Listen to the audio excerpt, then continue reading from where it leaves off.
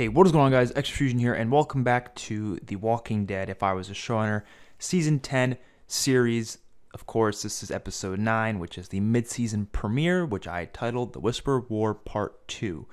Now, I know it's been a while since my last one, and it's just been a lot less, consistent as it was before. That's because not only is the new trailer coming out soon, but also I've been working on a lot of other projects. I've been working on things not even related to YouTube. So yeah, obviously there was some, fallbacks with that. But I don't know if I want to continue it after this episode for a certain amount of reasons. First of all, like I said, the trailer coming out, and we're getting closer and closer to Season 10. I also would like to start working on my Telltale series adaptation, which is going to be a lot more enjoyable for me personally because I'll be able to start a story from scratch based on the game, Telltale game, rather than continuing a story that's already begun. They already have things planned that I don't even know about, so it's a lot harder to create a story based off of things that I don't know about. Like, there's things I want to include based on like the Rick movies, and we don't know about that yet, so it's kind of hard to write a series based off of it. But I want to hear what you guys think. If this video gets 30 likes, at least 30 likes, I will continue it. If it does not, I will not continue it. That is my final decision. I want to, but at the same time, I don't want to just push them out just to push them out. I want to be passionate about it. I want to work hard on these videos. I don't want to just write something that comes to mind and then say, okay, this is good enough. No, I want to work on it till I feel like it fits good for what I would actually enjoy for an actual Walking Dead Season 10. So I don't want to just do it to have to do it. I want to do it if I actually want to do it. But if you guys really, really want it, I will force myself to want to do it. Trust me, I will. Because I could definitely do it. I could. I don't want to waste time for something that I feel like isn't being appreciated as much, which it is. It's being appreciated a lot. You guys seem to love it. But, of course, we'll have to wait and see depending on what's going on. And I could definitely come up with good ideas. I think definitely so far I've had some good ideas here and there. But, yeah, let's just get into it. So this is, of course, Episode 9. And I do have one scene that I missed from Episode 8 that I would like to include real quick. When the community of Alexandria was being surrounded by the Whisperers and the group went in to attack, there was one that was holding Lucille. I kind of just completely forgot about that, but that Whisperer was the only one that got away from that, group. They show that, so they show him getting away with Lucille, and he heads back to camp. That's all we really need to know there. Let's get into it. So, Judith, Rosita, Gage, Rupert, Earl, Luke, and Connie are all tied up against trees in the same area in the Whisper camp. Connie is very clearly worried for her sister as Judith tries to comfort her. Beta and the other Whisperers return to the camp in complete anger. Beta tells the Whisperers that they are killing the hostages right now, all of them. One Whisperer pitches in and says that Alpha says they weren't to be harmed. He says, is he the new Alpha or something? Beta says there won't be a new Alpha, but he knows this is what she would want if whatever just happened ended up happening to her if she knew about it. Judith hears Beta saying he will be killing them all. She pitches in by saying, how does that help accomplish anything other than pissing their people off more than they already have? Luke tries to get Judith to be quiet, but she keeps on going. She says her people have more guns and have already killed way more of them than they have killed of their people, so why don't they just do themselves a favor and run away? Beta says they still haven't unleashed their best weapon. Beta says if she doesn't shut it, he'll make her watch everyone bleed to death with her own knife. Rupert notices Earl trying to free his tied-up hands from behind the tree, so he then does the same. Eduardo goes running to the large group at the border. They all get ready to leave the site as he comes and tells them that everyone is okay and that they went to the camp because some of their people have been being held captive there and they know about it. Eduardo tells them that Michonne says they want them to all return home to Oceanside. It's the best if they do that and stick together rather than going to help. Ezekiel asks if he's sure they don't need more help back at the camp. Eduardo says it didn't sound like it. She wants everyone to get prepared for a fight back home, but not against the Whisperers, instead against their herd. Some Whisperers speak with Beta as he decides to just let two guys take Rosita they take her away for some reason, presumably to rape her, but we don't know that exactly. Judith is angered by this and tries to yell at them. Rosita is tackled to the floor, but she reaches for a stick in the ground and stabs it into one of the Whisperers' throats. Just as this happens, Michonne, Daryl, Carol, Maggie, Negan, Lydia, and Eugene come running into the camp with their weapons. They start fighting a ton of the Whisperers off, some without their masks on even. Beta sees Negan and goes for him. He tackles Negan to the ground. A battle ensues between the survivors and the Whisperers in their camp. The others return to Oceanside as the community is in disarray. The Oceanside girls complain about having to deal with all this and that they even get into arguments with residents from the other communities. Maggie gets into a scuffle with the female Whisperer.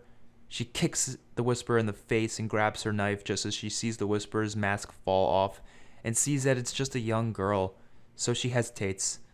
A man Whisperer comes and tackles Maggie to the ground as Daryl shoots the man through the chest with his crossbow.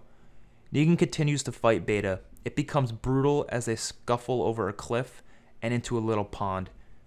Negan starts going ham, but Beta overpowers him and punches him in the face multiple times. Daryl sees a Whisperer wielding Lucille. The Whisperer starts swinging Lucille at Daryl as he ducks and stabs the Whisperer in the stomach.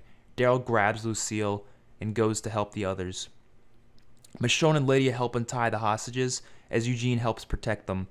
They get them all free and run off. Whisperers come to help out Beta as Negan is forced to fight against a few Whisperers alongside Beta. Negan decides to just make a run for it as he finds the others and gets away with them. So clearly a very action-packed sequence there. Then we get Beta telling the others to not follow and instead unleash the herd right now. The group all return to Oceanside and reunite with everyone. Connie learns of Kelly's fate as she is heartbroken, and she even knows how it happened. Luke comforts her alongside Yemiko, who is clearly the most upset, and Magna. Michonne sets up a meeting with everyone in the communities. She talks about everything that's happened. Michonne says they'll likely come back and attack here soon, so they need to get people back out there as soon as possible to push them back and not allow them to even make it past the border. Daryl convinces Lydia to stay back with Gage and the other teens like Drew. He doesn't want her out here, especially with how dangerous it is and how dangerous it'll be.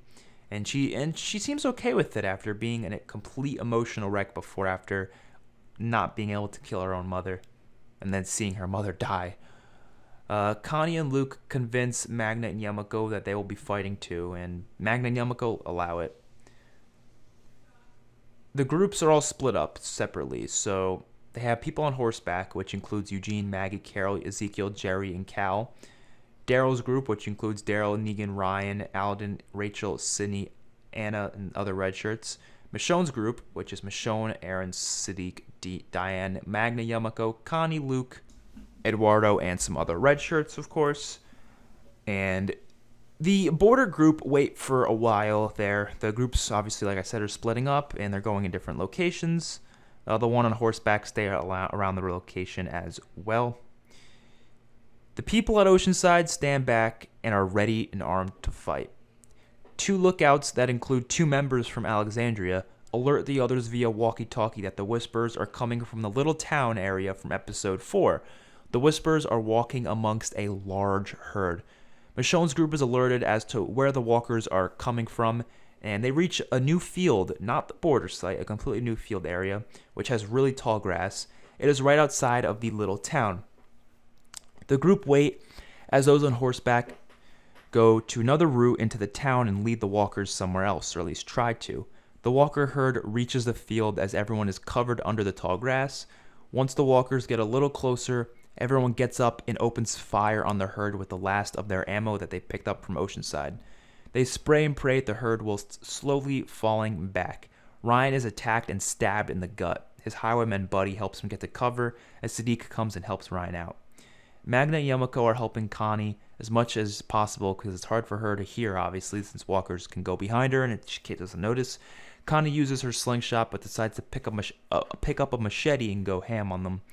Daryl's group stays at their watch near the border. Negan keeps telling Daryl that part of him wants Lucille back, but the other part of him thinks it's best to just move on. Daryl tells Negan to shut it and focus on their mission. Michonne alarms Daryl that they are outnumbered and will need their help. They all leave the border site, and then they go to the field to help them out. The camera stays panned out on the border as more walkers are herded across the border by the Whisperers. The Whisperers had the idea of splitting the herd up into two separate groups, the larger herd being through the border and the smaller version of the still pretty large herd going through the town and now onto the field. So they're not even fighting against the big herd. Daryl's group reached the field as Michonne's group is getting very badly outnumbered and attacked. Their ammo is now kind of dry, so it's all melee combat from here. Daryl uses Lucille and starts smacking walkers in the face alongside the occasional Whisperer. The group on horseback slowly leads some of the herd away from the fight. The Whisperers notice this and slowly attack them. Cal is shot by an arrow and falls off his horse, and the walkers then approach him, but Maggie goes back for him and hops off her horse as she fires her revolver at the Whisperer, and she jumps to cover. The Whisperer runs out of ammo, as does Maggie. They end up just attacking each other as walkers slowly start to reach the area. Maggie rips off the lady's mask as they continue to fight, but this time she doesn't hesitate to attack, even though it's still a pretty younger person. Cal tries to get up to help Maggie, but she deals with it on her own. Daryl is quietly attacked by Beta as he sprints out of the herd. They get into a massive fight again as Negan sees this and then runs to help. Daryl grabs Lucille but is tackled by Beta again soon after. Negan gets up after being tossed to the ground by Beta. Daryl throws Lucille to Negan because Daryl is now on the ground being pinned off by Beta. And Negan comes running as Daryl throws Lucille to Negan, and he catches it and says, "Welcome home, baby." He walks Lucille, or he smacks Lucille down at Beta multiple times until Lucille completely breaks. Negan's in shock, but he gets over it quicker than he did in the comics. He uses the broken end of Lucille to stab through Beta's hip. Beta gets away as more Whisperers attack Negan. Negan uses the broken Lucille to stab them in the face. Daryl helps out but is knocked out by a Whisperer, and then Negan kills the rest of the Whisperers off and then gets Daryl to safety. Maggie grabs a piece of broken glass and stabs the Whisperer in the throat. She helps Cal get up as they get away. An epic montage is shown as the group is taking out all the walkers one by one, and the Whisperers as well, together. Those on horseback help out as well, and they all fight. The sequence ends with the group standing amongst the herd, having completely defeated it. Magna says she saw some of them get away. Michonne says no way in hell they'll come back after that. Definitely not right after. They defeated their best weapon anyways, because the group thinks that they took out the last of the herd. The group returned to Oceanside, but the place is in ruins. It's on fire, and everything is up in flames. People are lying on the ground, trying to breathe for air. The group is in shock. Most people are dead or just bleeding out. The whole community is destroyed. Houses collapsed. Judith is seen laying on a mound of dirt and rubble, to be completely honest. She's covered in blood, holding her revolver, which is completely out of ammo now. Judith is shaking in fear. Michonne and Negan run up to comfort her as a tear drops down her face. She says she's sorry as Michonne hugs her.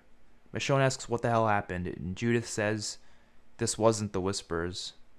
Maggie goes over and sees Christy from episode 6. Remember Christy and Mary, that group of girls that were with Rob and the others in the Belmont community, and they shot up the whole community with the ARs and then left and got away? Maggie goes over and sees Christy from episode 6 on the floor, coughing and severely injured. She doesn't see Mary, though. She doesn't know what to think of it. Beta is shown being brought back to the camp as he is severely injured. He is passed out as someone tries to take off his mask and look at his face, but Beta stabs the man in the face with his knife and tries to get up, but he passes out again. The other Whisperers talk as one of them says the bigger herd is being sent to their communities right now. So that's how I'm ending it. If you want to know what I'm going to do if this video gets 30 likes, what episode 10 will be about, episode 10 is going to be a bottle episode about what the hell happened at Oceanside and what the hell went down with Judith and those two girls and what went on. And we're going to learn about that. And then episode 11, 12, will be focusing on the Certain Doom story arc from the comics, where the Whisper herd, or the massive herd, attacks the communities, and they're almost like a No Way Out scenario. Would be episode 11 and 12.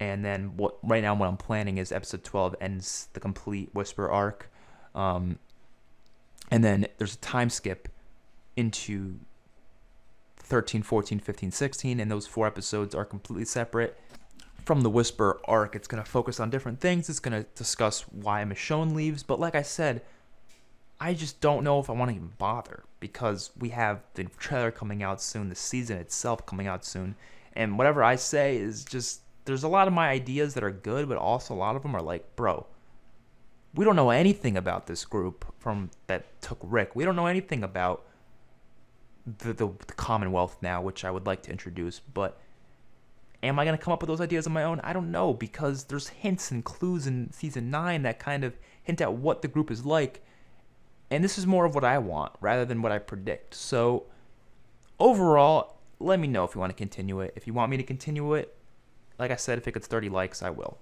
Hopefully you guys enjoyed the video. I'll stay with the next one. Peace out.